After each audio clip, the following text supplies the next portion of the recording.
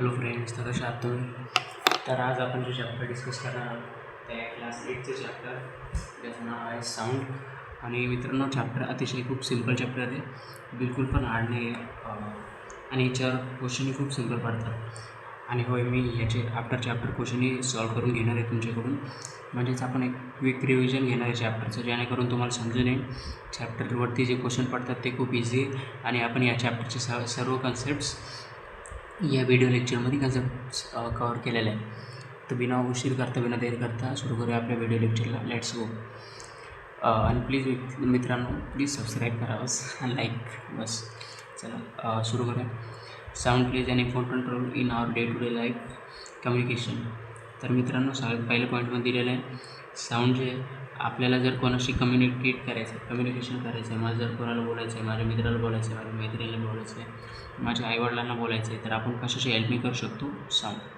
म्हणजेच जर मला जर एखादी गोष्ट पाहिजे किंवा मला जर कोणासोबत फिरायला जायचं आहे किंवा मला जेवण करायचं आहे, तर आपण कशाच्यासोबत कम्युनिकेट करू शकतो, दुसऱ्या व्यक्तीला कसं सांगू शकतो, तर ते आहे साऊंड. दुसरा पॉईंट दिलेला आहे sound is produce by vibrating body.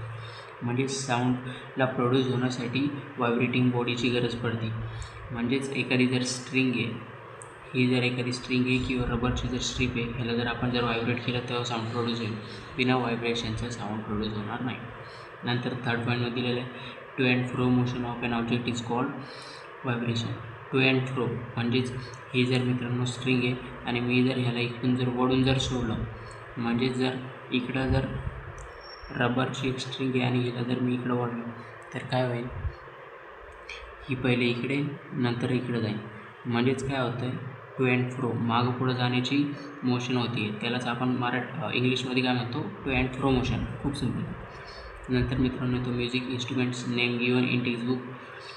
हे काही म्युझिक इन्स्ट्रुमेंट्स दिलेले मित्रांनो, जे की इंडिया आपल्या कंट्रीमध्ये प्ले होतात, जसे की मंजिरा, सिबल्स, रथम, लूट, मडपोट्स अँड कॅटल. काय अजीब नाव खूप. तर हे तुम्ही एकदा वाचून घ्या. नंतर मित्रांनो दिलेलं आहे ह्युमन व्हॉईस. आता तुमच्या मनामध्ये क्वेश्चन आला असेल का आपल्या ह्युमनमध्ये का रबरची कोणची स्ट्रिंग आहे का काय, म्हणजे कशा थ्रू आपला व्हॉईस फक्त गळ्यामधून प्रोड्यूस होतो, पण कशामुळं गळ्यात असं काय की ज्याच्यामुळं व्हॉईस प्रोड्यूस होते? तर इथं आन्सर दिलेलं आहे त्याचा. ह्युमन व्हॉईस हा कसा प्रोड्यूस होतो? मित्रांनो, आपला जो घसा आहे म्हणजे स्नेक, आपल्या घशामध्ये लॅरिंग्स नावाचा जो ऑर्गन आहे, ज्याला की आपण व्हॉईस बॉक्सिंग म्हणतो, जिथून व्हॉईस प्रोड्यूस होतो. जे लॅरिंग्स आहे, लॅरिंग्समध्ये 2 वोकल कॉर्ड्स असतात. ते वोकल कॉर्ड्स स्ट्रिंगचं काम करते. जे मी स्ट्रिंग सांगितलं ना मित्रांनो, स्ट्रिंग व्हायब्रेट झाल्यावर साऊंड प्रोड्यूस होतं आहे. तसंच हे 2 स्ट्रिंग आहे असं समजा. लॅरिंग्समध्ये 2 वोकल कॉर्ड्स आहे, 2 स्ट्रिंग आहेत, जे की व्हायब्रेट होतात आणि साऊंड क्रिएट करतात. खूप सिम्पल. नंतरच्या पॉईंटमध्ये दिलेलं आहे मित्रांनो व्हॉईस ऑफ ह्युमन्स व्हॅरी. आता मित्रांनो, तुम्ही पाहिलं असेल कोणाचा कमी आवाज असतो, कोणाचा खूप दाट आवाज असतो. ते कशामुळं? कारण की जे वोकल कॉर्ड्स असतात, म्हणजेच मित्रांनो जे स्ट्रिंग्स असतात, ते काहींची टाईट असतात, काहींची थिन असतात. म्हणून पाहिलं असेल तुम्ही मुलींची, मुलांची आणि मुलांमध्ये खूप सारे व्हेरिएशन असतात आवाजांचे, मुलींमध्ये असतात. ते कशामुळं? ते जे वोकल कॉर्ड्स असतात ते काही टाईट असतात, काही थिन असतात. मित्रांनो, नंतर येतो point sound needs medium for travel. आता जो साऊंड आहे तो ट्रॅव्हल करण्यासाठी काही मीडियम मागतो, जसं की एअर झालं, वॉटर झालं किंवा सॉलिड झालं, असं काही मीडियम लागतं. पण तुम्ही जर व्हॅक्यूममध्ये जर बघाल, आता व्हॅक्यूम जर सिम्पल जर सांगायचं मला मित्रांनो, तुम्ही हा मित्रांनो काय आहे, पेनची कॅप आहे आणि मी आता काय केलं, या पेनमधून हवा सगळी काढून घेतली. जसं की आता हे होल आहे मित्रांनो, ह्या होलमध्ये मी हवा फुकली, इकडून सगळी हवा बाहेर निघाली आणि मी दोन्ही ह्याने टाईट केलं. म्हणजेच काय केलं, या कॅपमधली सगळी हवा मी काढून घेतली. या कॅपमधली मी सगळी हवा काढून घेतली आणि आता ह्याच्यामध्ये फक्त व्हॅक्यूम आहे. ह्याच्यामध्ये आपला साऊंड ट्रॅव्हल होणार नाही. कारण की म्हणजेच काय, तर व्हॅक्यूममध्ये एअर राहत नाही, ते पूर्ण मोकळी जागा असते. एअर नाही, काहीच नाही, काहीच नाही, एकदम एम्प्टी स्पेस. व्हॅक्यूम म्हणजे एकदम एम्प्टी स्पेस, त्याच्यामध्ये साऊंड ट्रॅव्हल होणार नाही.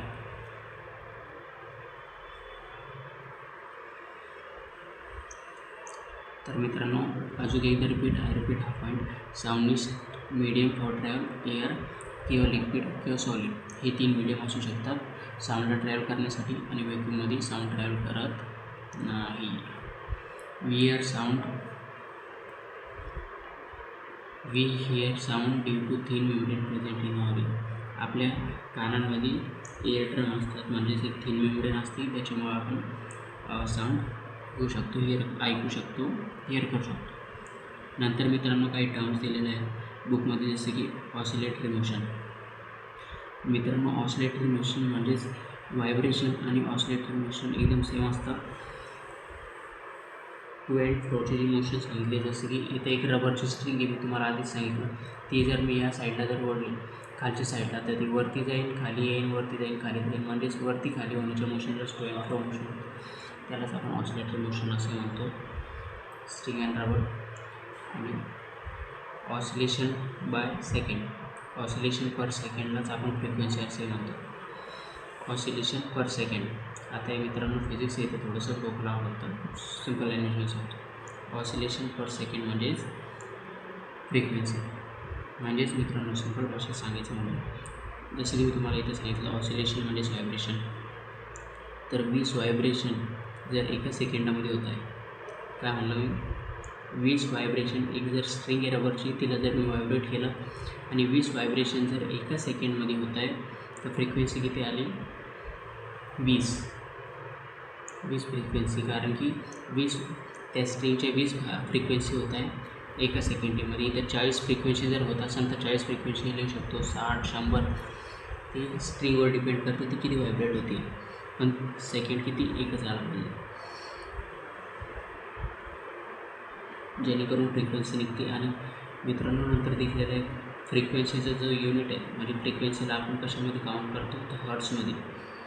हे पहिलं हर्ट्स आणि HZ हा युनिट सिम्बॉल याचा हर्ट्सचा, फ्रिक्वेन्सी आपण हर्ट्समध्ये काउंट करतो.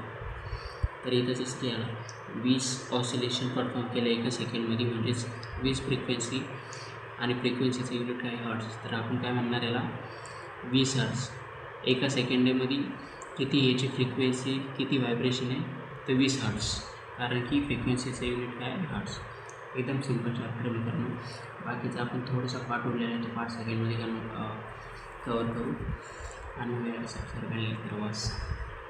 आणि काही जर अजून अजून तुम्हाला तर प्लीज मला कळवा, जेणेकरून मी अजून काही तुम्हाला ॲडिशनल द्यायचा प्रयत्न करेन टाईम काढून. अँड थँक्यू आणि बाय.